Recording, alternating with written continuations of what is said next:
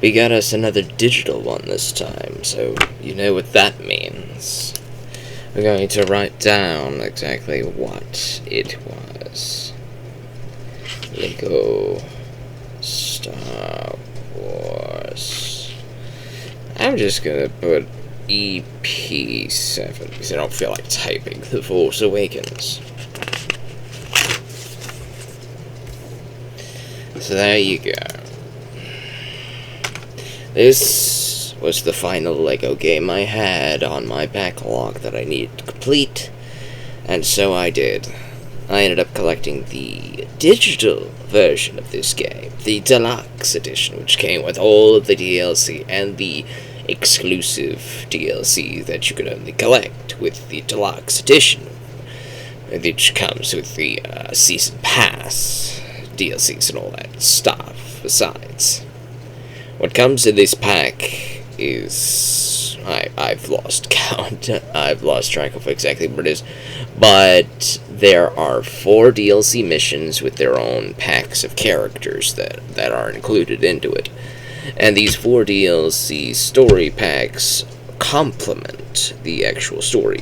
We have Poe's Quest for Survival. This Poe's Quest for Survival story entails what Poe was up to when he and Finn got separated once they crash-landed on Tatooine 2.0, or as I would like to call it, Jakku 2.0 Tatooine Desert Planet Designation, Desert, whatever.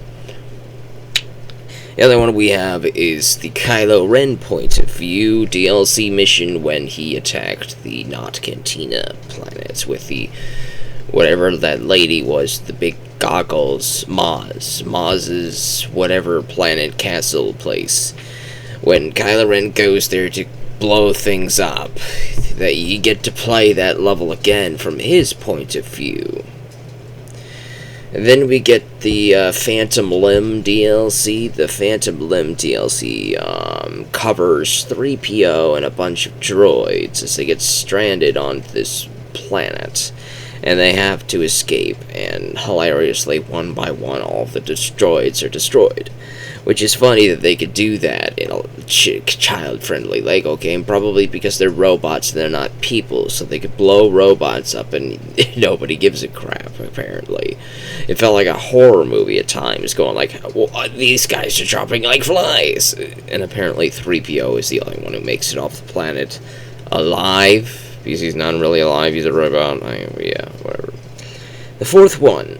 Can I remember what the 4th one is? Oh boy, this is going to be a tough one. Because I actually can't remember what the 4th one is. It must not have left that strong of an impression on me. Let's look it up.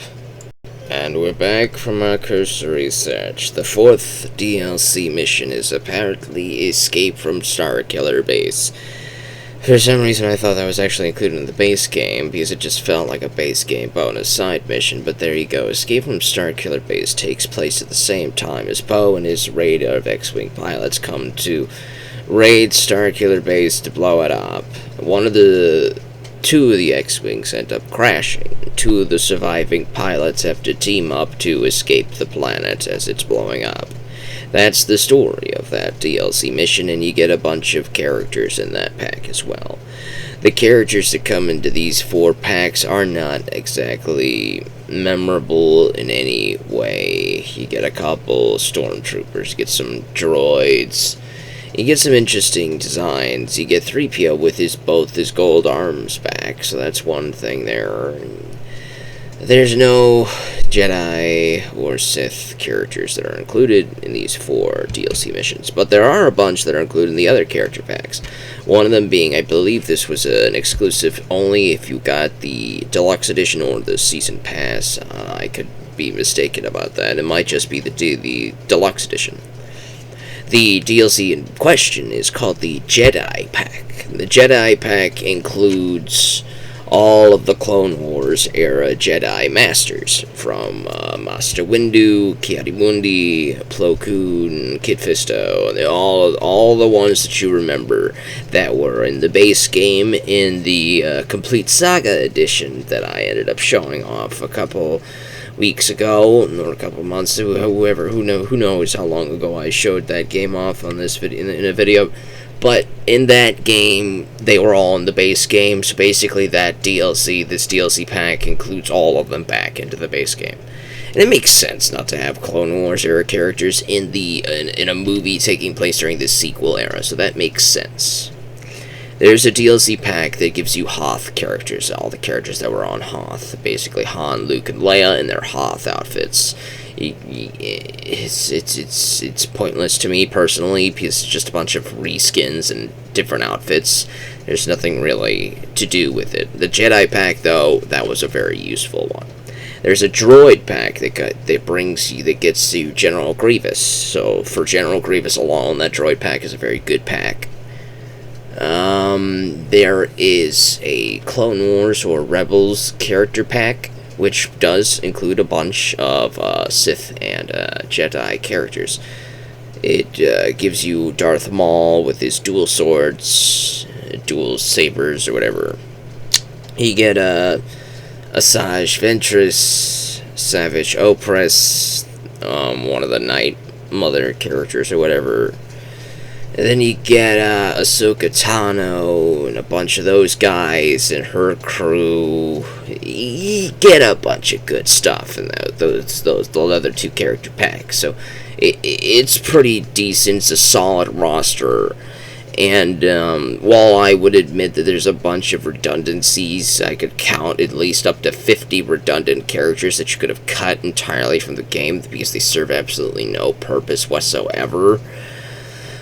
Or they're just a reskin or a different outfit to a character that you could have just allotted to that one character's icon slot instead of taking up a different slot on the board. But, the Hoth reskins and all that stuff, they're DLC. I can understand why it might be a little bit too difficult for them to just put those into the main grid as outfits. What else? There are a bunch of base game Sith and Jedi that you can collect. You can get the Emperor, you can get Darth Maul from his Phantom Menace appearance, and you can get Count Dooku as your Sith characters outside of Kylo Ren. So if you count Kylo Ren, you got 4 Sith characters in the base game. You get a bunch more in the DLC, but only Count Dooku and the Emperor can use lightning.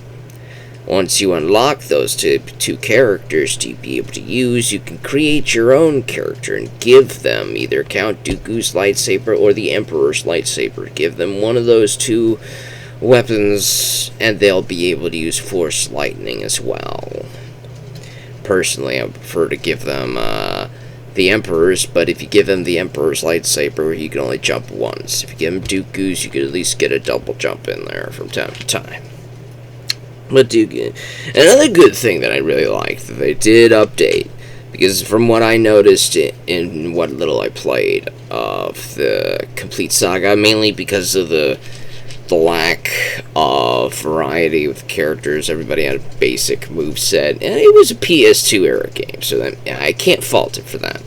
So this is the latest Star Wars game on the PS3 era, the last one the system was ever going to get.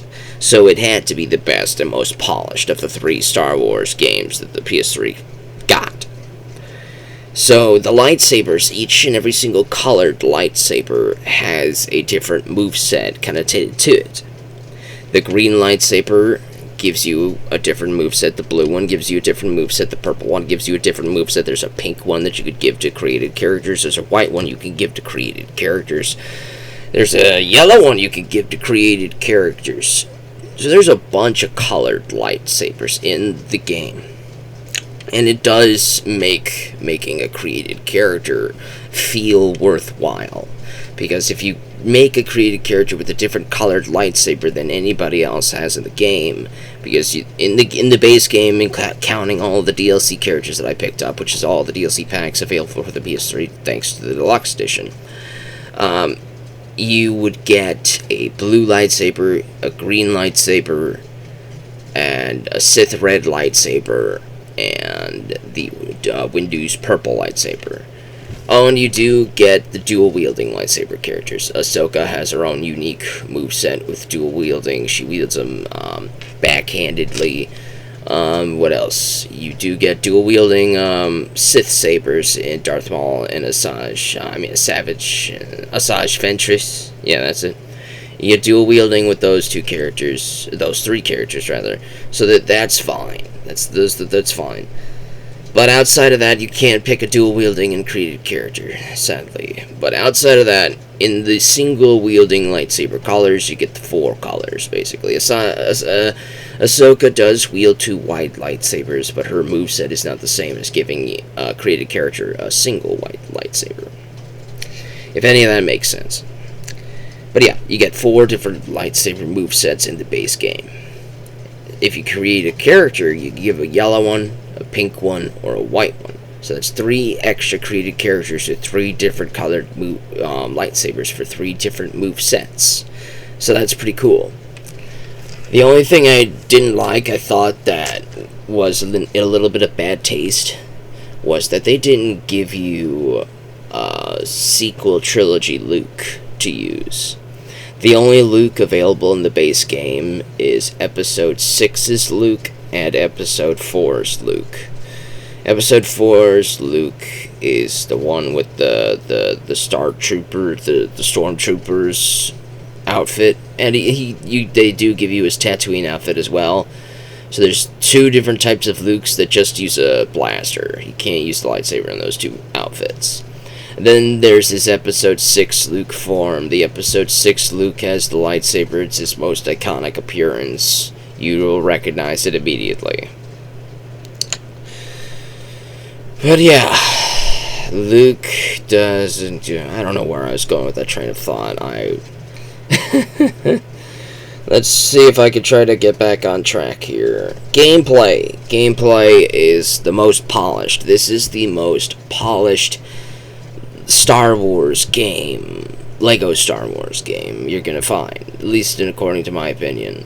I know people like the Complete Saga more because it follows better levels, you get better levels, and I would agree with that. You do have better levels and locations and designs.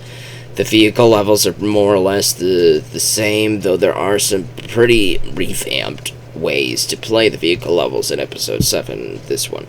And I would honestly say that I prefer this version's mini-games with the vehicle levels because they just feel so much better.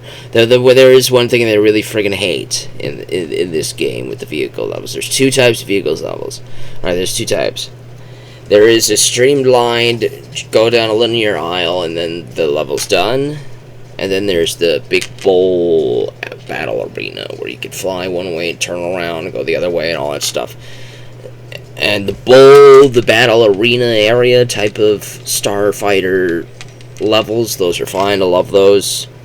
But the linear levels, I absolutely hated, mainly because they put mini-kits in those levels. If you missed a mini-kit while flying through that level, you would have to leave the level, go through a loading screen to get back to the hub world. Go to level select the level that you need to redo, wait through a loading screen to go back to that level, to the part that you need to be on, which is back on that linear vehicle section, and try again to collect the minikit. And if you miss again, you have to repeat the process over and over and over. And it just felt tedious to me, because there's 1 or 2 mini-kits in those vehicle levels that took me at least 5 tries to get, eventually. Even with the collectible red brick thing turned on, it took me a while to get those mini-kits, and it was extremely frustrating. It felt needless. I have no idea the PS4, the PS5 era LEGO games have implemented a retry button, but I feel like you should have incorporated that after your very first PS1 LEGO game. A retry button. It makes so much sense. Retry button or restart from last checkpoint. It makes so much sense to do. You press your start button, up at the top it says resume game.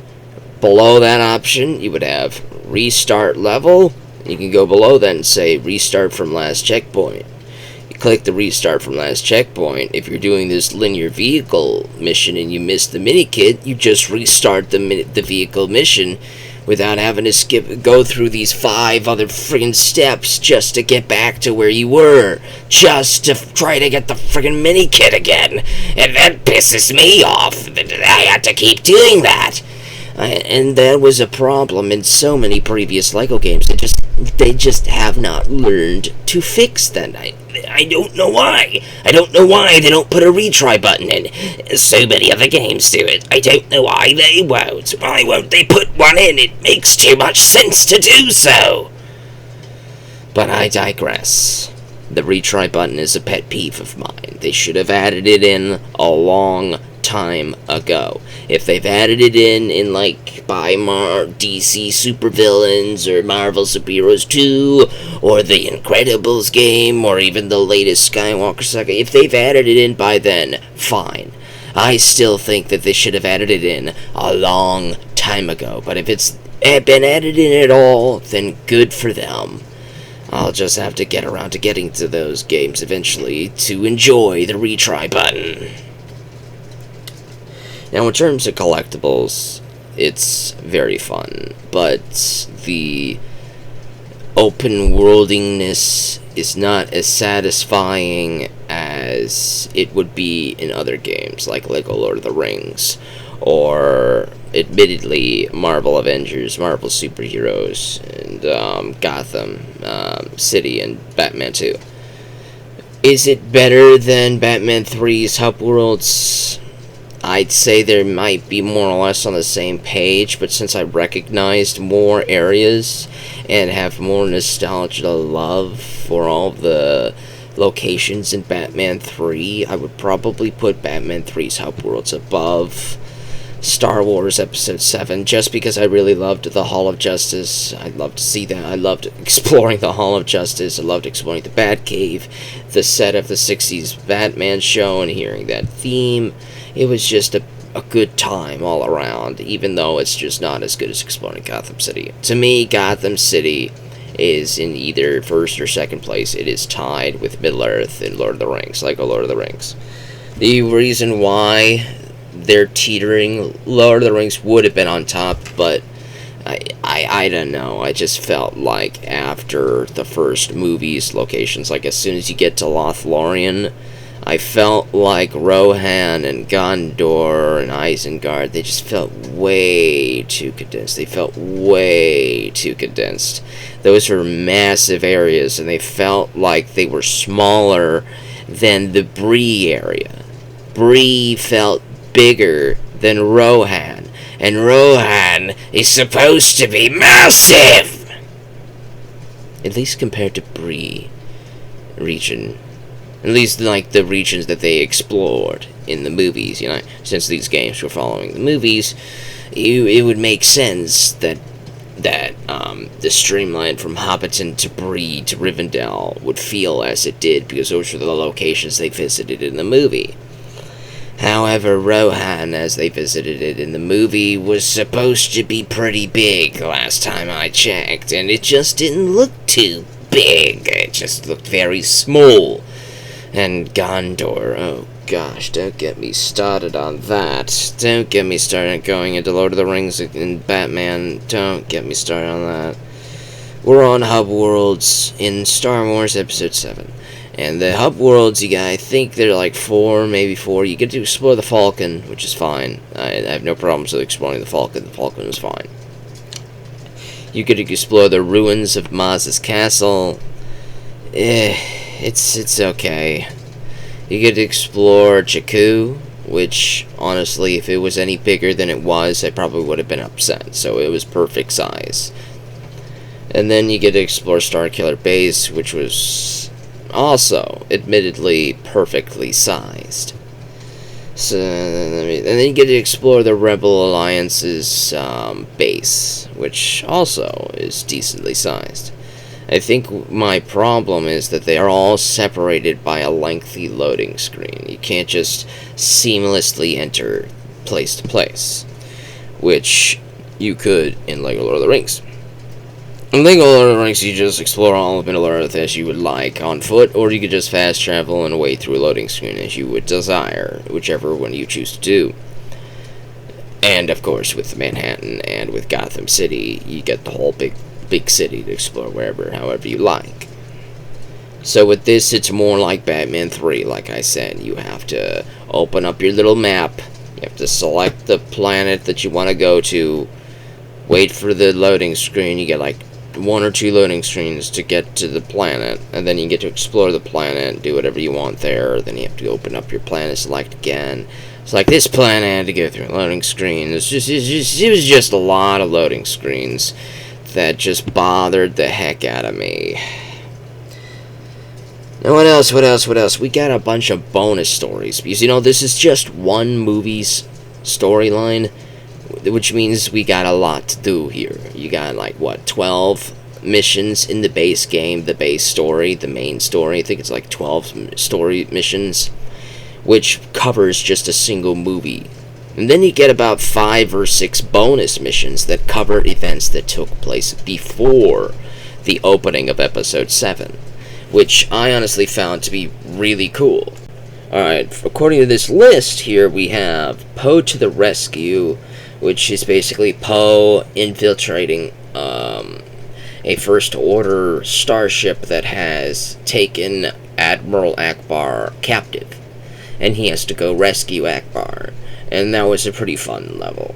And we have a story mission called Lor San Tekka's Return, which takes place when Lor San Tekka returns to, I don't remember the planet, Jakku? I think it's Jakku, where Lor San Tekka returns there to give his plans or whatever to Poe. It takes place right before the opening of of this movie.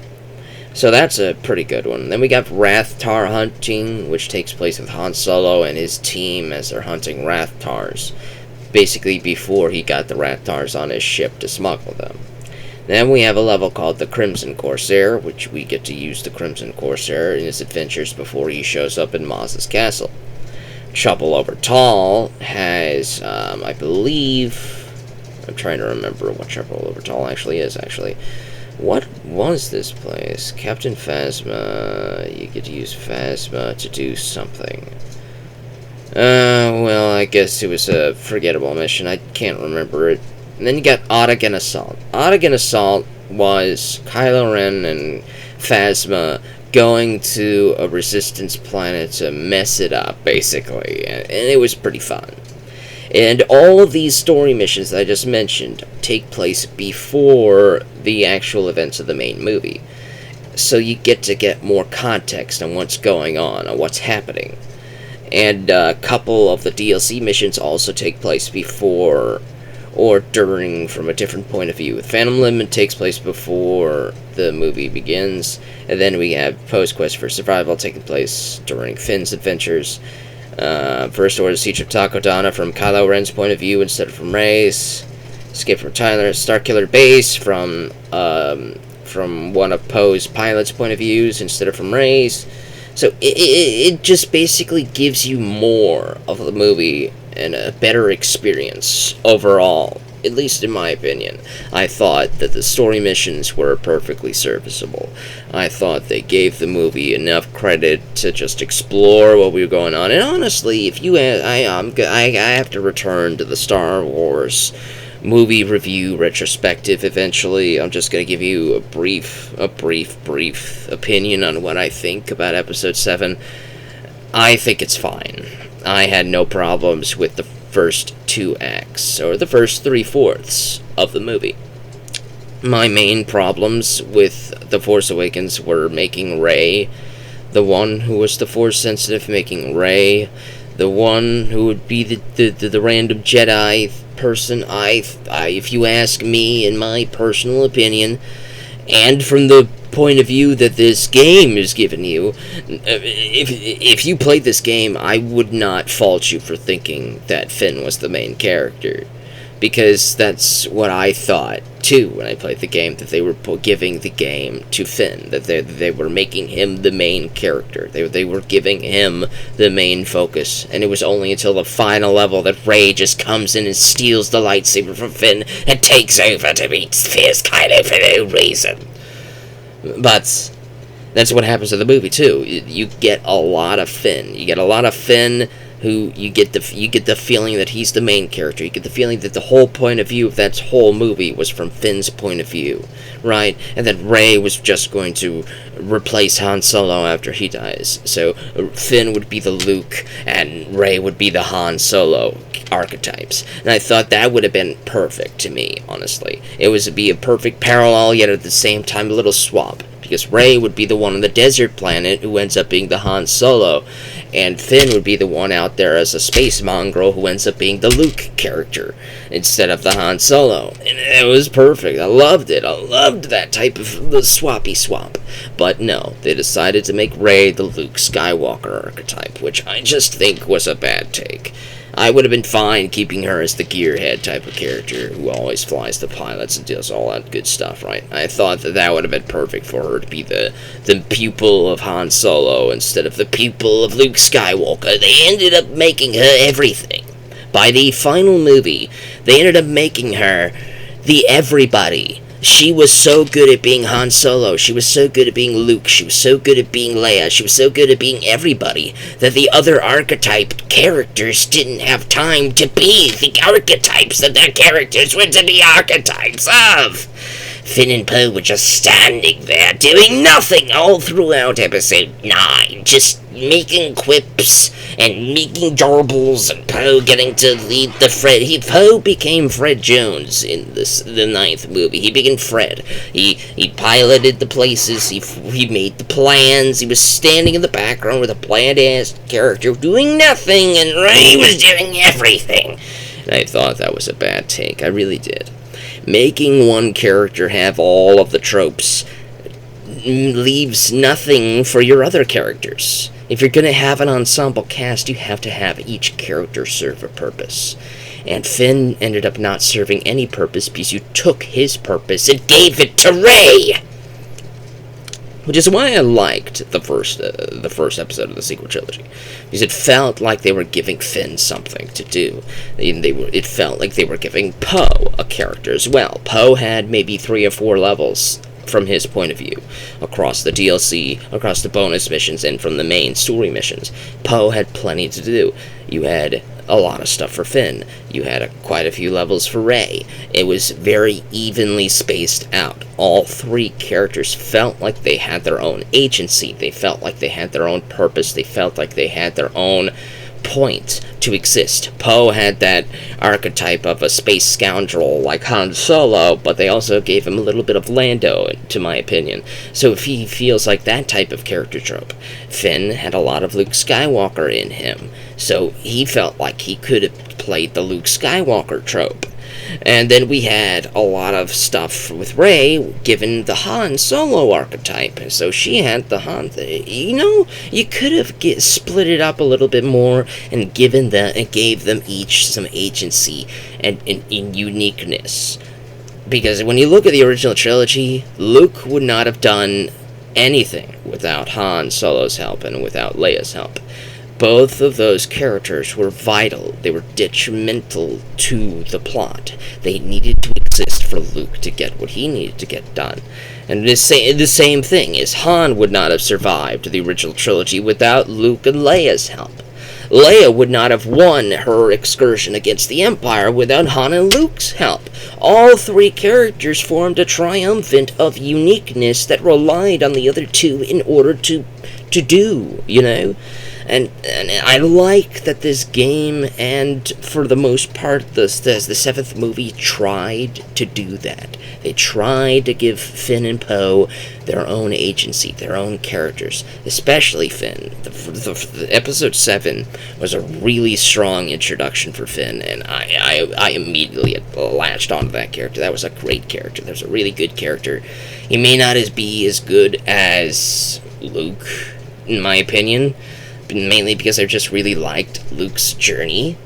But it's the first movie. And I thought, alright, well, I'll give Finn a chance. I want to see what he does in episodes 8 and 9 and see how he comes into his own. And it's like he had his strongest outing in episode 7.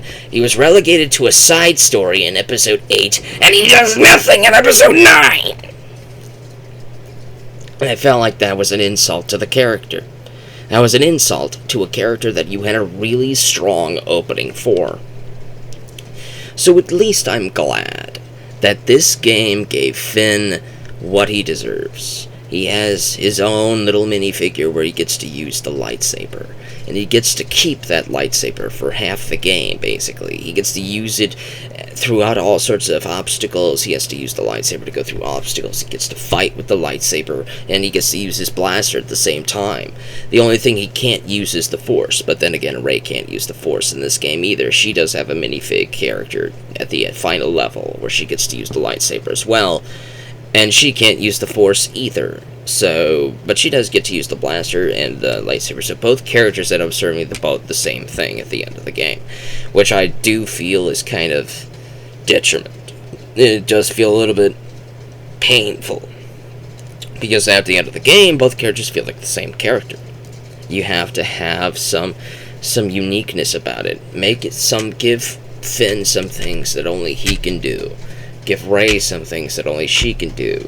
Give Poe some things that only he can do. You know? That's how you differentiate. And to its credit, they did give Rey her little long stick thing that she could use for lever puzzles that both Poe and Finn cannot use. Finn can open first order control panels that Poe and Rey cannot do. And Poe can operate resistance panels that Finn, at the start of the game, cannot do. Rey, at the start of the game, cannot do. But I guess by the end of the game, they both can, which ends up making Poe completely irrelevant by the end of the game. So, yeah, whatever. But I do like the story. They gave Finn a lot to do here. They gave Poe a lot to do here. They gave Rey enough to do here. So it's a good game. It's a good story. It's a good even split between its main characters, and I do agree. I do think that that's the same thing that I would apply to my review on the 7th movie by the time I get to it. So story-wise, it covers the movie, and there's a lot of stuff that happens before the movie in those bonus missions, which I really, really liked. I really liked it, because that's what these games should do. They should expand. They have room to expand on the movie's plot. And that it's a tie-in. Expanded. And that's good. I liked that. I liked the character variety and the moveset variety. Like I said, every color lightsaber has its own moveset. It does. If you have Dooku or the Emperor's lightsaber, you can use Force Lightning. If you have Maul's double-bladed lightsaber, then you can use the double-bladed lightsaber or whatever. If you have a green lightsaber, your moveset looks a little bit more like Qui-Gon Jinn's. If you have a blue lightsaber, your moveset's probably going to look more like Anakin Skywalker. If you have a purple lightsaber, your moveset's going to look more like Master Windu's. If you have a yellow lightsaber, it's going to be completely unique, but it's also going to be a moveset that no other character has. I loved that they split it and they gave each character a little bit more variety.